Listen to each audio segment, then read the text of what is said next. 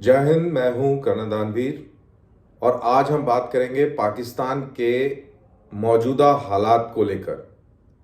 Hamas की जब से जंग शुरू हुई है इजरायलियों के साथ गाज़ा में, पाकिस्तान की तरफ से थोड़ा सा फोकस हट गया है। मेरे को लगा कि पाकिस्तान के ऊपर अपडेट और नज़र रखना बहुत ज़रूरी है। वैसे उसके उसके ऊपर नज़र रखी हुई थी, लेकिन मेरे को लगा कि यूट्यूब भी लगातार उसका करते रहना चाहिए और इसीलिए मैंने आज पाकिस्तान का टॉपिक चुना है। पाकिस्तान अभी एक बड़े अजीब से दौर में गुजर रहा है। पाकिस्तान एक रिविजनिस्ट स्टेट है। रिविजनिस्ट स्टेट का मतलब है कि अपनी पूरी हिस्ट्री को, अपने एक्शंस को गलत तरीके से पेश करके और अपने जो एजेंडा है उसको सिद्ध करना। और दूसरा, ये हमेशा से अमेरिकन पैसे के ऊपर कायम रहा। हमने इसके ऊपर कई बार बातें करी हैं कि ये वेस्टर्न पावर्स की क्रिएशन है, जिससे कि इंडिया बहुत ज़्यादा स्ट्रॉन्ग और मजबूत ना हो जाए। वैसे से इंडिया, जो ब्रिटिश इंडिया जब इंडिया छोड़ के गए थे, अगर इतना बड़ा इंडिया होता और इसी तरीके से चलता रहता तो अभी इंडिया एक सुपर पावर होती।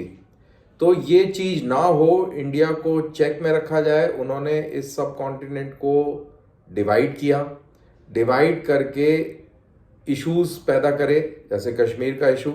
इसके पीछे अगर आप हिस्ट्री पढ़ेंगे तो मेजर ब्राउन एक ब्रिटिश ऑफिसर था, उसका एक रोल बहुत अहम है। गिलगिट बल्तिस्तान की के ऊपर कब्जा करना।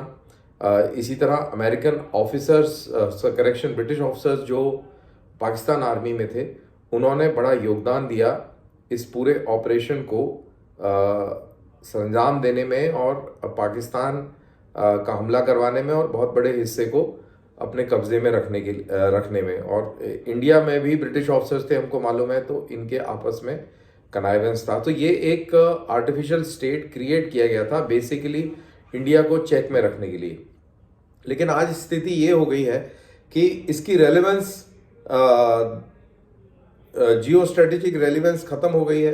कई बार बात किया है कि सोवियत यूनियन के ख़त्म होने के बाद और फिर अलकायदा और उसके बाद में फिर यूएस जब से अफगानिस्तान छोड़ के गया है, तब से इसकी रेलिवेंस ख़त्म हो गई है। फ्लैश पॉइंट्स और रेलिवेंट इलाके और नए हैं, जैसे कि यूक्रेन, यूरोप है, साउथ चाइना सी है, और अभी जो लेटेस्ट, जैसा मैंने शुरू में कहा, कि हमास और इजराइल है। तो पाकिस्तान की वैल्यू ख़त्म हो गई है, तो उसको वो फ्री में खैरात के पैसे आने बंद हो गए हैं। और रिविजनिस्ट स्टेट जो है अब परेशान है, उसकी गिरफ्त जो है कमज़ोर होती चली जा रही है। उसके हालात बिगड़ते चले जा रहे हैं। और हालात इस समय कहाँ हैं, इसको समझने के लिए कुछ आंकड़ों पर नज़र डालना बहुत ज़रूरी है। आंकड़ों की बात करें इकोनॉमी के लिहाज से, तो इन्फ्लेशन इस समय 26.9% है। एक महीना पहले ये 31.4% था। तो आप अंदाजा लगाइए कि कितना जबरदस्त इन्फ्लेशन है। और 2024 की प्रिडिक्शन में भी तकरीबन इन्फ्लेशन इन्हीं फिगर्स के आसपास रहने वाला है। डॉलर आज की तारीख में $1 286 का है पाकिस्तानी करेंसी में, और पेट्रोल प्राइसेस वहां पर 283 हैं। दैट इज लाहौर का आज का रेट। और इंडिया का, अगर just to put in context, कि इंडिया का ₹1 पाकिस्तान के 3.44 रुपए के बराबर है, यानी कि हमारे 10 रुपए उनके 34 रुपए बनते हैं। फॉरेन रिजर्व अगर इस पूरे इलाके की, अफगानिस्तान, इंडिया, पाकिस्तान और ईरान, इन सब की बात करी जाए तो पाकिस्तान के फॉरेन रिजर्व्स आज की तारीख में 12.57 हैं बिलियन, और इंडिया के 595 बिलियन हैं। वहीं ईरान के 15 और अफगानिस्तान के 9.5 बिलियन यूएस डॉलर्स रिजर्व हैं, जिसमें से 7 बिलियन यूएस डॉलर्स जो हैं अमेरिका के बैंकों में है, फ्रोजन है। तो ये सिचुएशन है as far as economic indicators are concern of the countries in the region. अब इसके साथ साथ अब देखिए, जब किसी मुल्क की इकोनॉमी कमज़ोर होती है तो बहुत सारे अलैदगी पसंद जो ग्रुप्स हैं वो सिर उठाने लगते हैं, सिचुएशन का फ़ायदा उठाने लगते हैं। और इसका एग्जांपल मैं इंडिया के हवाले से दूंगा। जब इंडिया आज़ाद हुआ, इंडिया इकोनॉमिकली कमज़ोर था, इंडिया अपने पैरों पर खड़े होने के प्रयास में था, चाइना के साथ में हमारा इशू था, पाकिस्तान के साथ पंगा ब्रिटिशर्स ने डाल ही दिया था और हमारे ऊपर बहुत सारा प्रेशर था, स्ट्रेस था। फॉरेन एड और फॉरेन मदद के चलते नॉर्थ ईस्ट के अंदर हमने देखा बहुत सारे इंसर्जेंट ग्रुप्स खड़े हो गए और बहुत लंबी इंसर्जेंसी की लड़ाई चली। फिर आगे चल के पंजाब में हुआ, कश्मीर में हुआ। तो ये जब तक था जब तक हमारे पास इकोनॉमी बहुत कमज़ोर थी।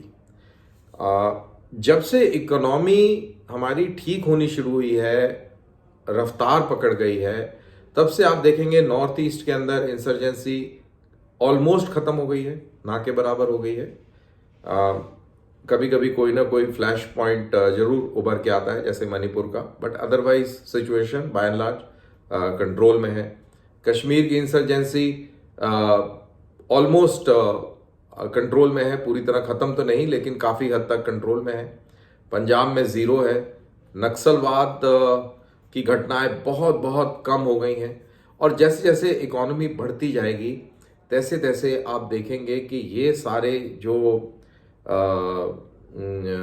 एस्पेक्ट्स हैं ये कम होते जाएंगे। वहीं पाकिस्तान के अंदर उल्टा हो रहा है। पाकिस्तान के अंदर इकोनॉमी चरमरा रही है।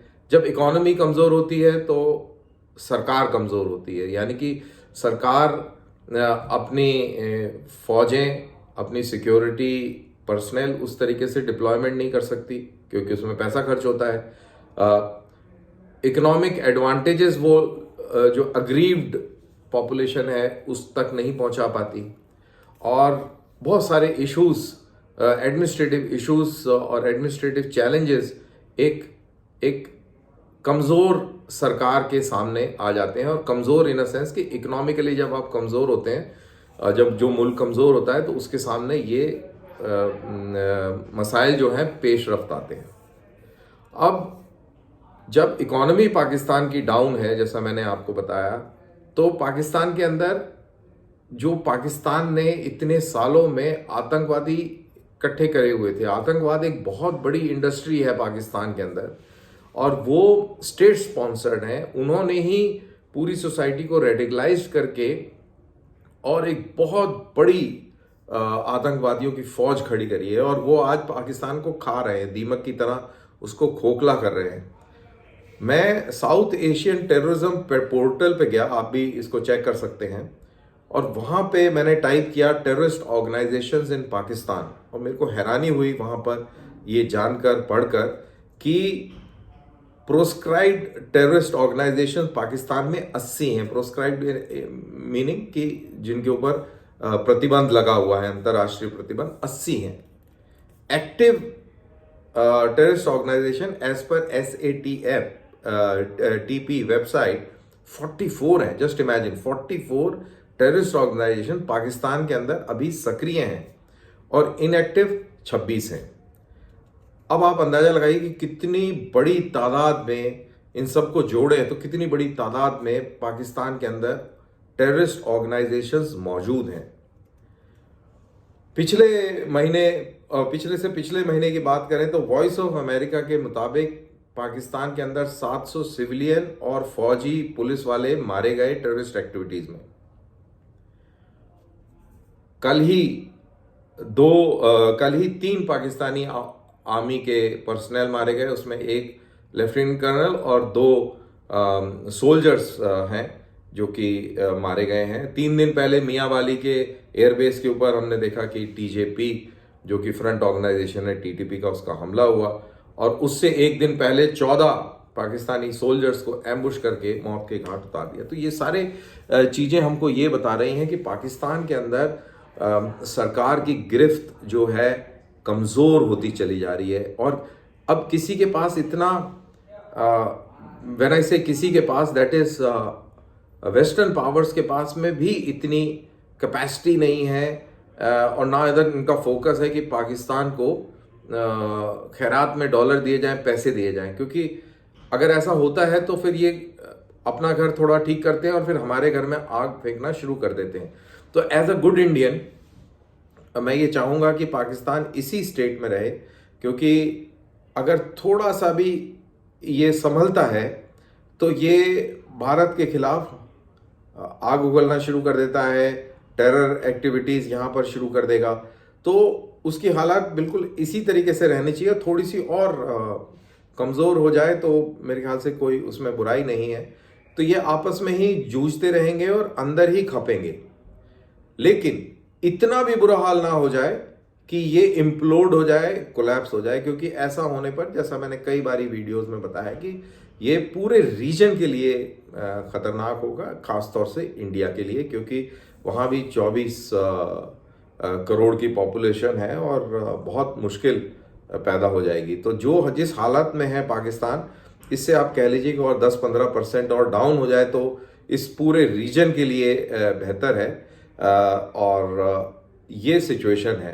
अब जैसे जैसे गाज़ा और हमास की लड़ाई, हमास और इजराइल की लड़ाई आगे प्रोग्रेस कर रही है, और अगर ये लड़ाई और स्पिल ओवर करती है, ईरान के ऊपर मुश्किलें पैदा होती हैं, तो आप ये मान के चलिए कि ईरान, अफगानिस्तान और ये पाकिस्तान, ये तीनों कंट्रीज़ का ये जो ट्रायंगल बनता है, ये पूरे मिडिल ईस्ट और साउथ एशिया के लिए बहुत बड़ा सिरदर्द बनेगा, और इनफैक्ट इन्हीं के लिए नहीं, पूरी दुनिया के लिए एक बहुत बड़ा सिरदर्द बनेगा। और इसको मैनेज करने के लिए बहुत वसाइल लगेंगे, और ये बहुत ही डेंजरस सिचुएशन हो जाएगी। उसके बारे में सोचने से भी डर लगता है, क्योंकि ऐसा अगर होगा तो जाहिर सी बात है, जब इस पूरे इलाके में आग लगेगी तो कुछ चिंगारियां हमारे ऊपर भी आके गिरेंगी। तो बहरहाल ये था मेरा आज का वीडियो, और अगर आपको ये पसंद आया हो तो प्लीज़ इसको लाइक कीजिए और मित्रों में शेयर कीजिए, और अगले वीडियो का इंतज़ार कीजिए। जय हिंद।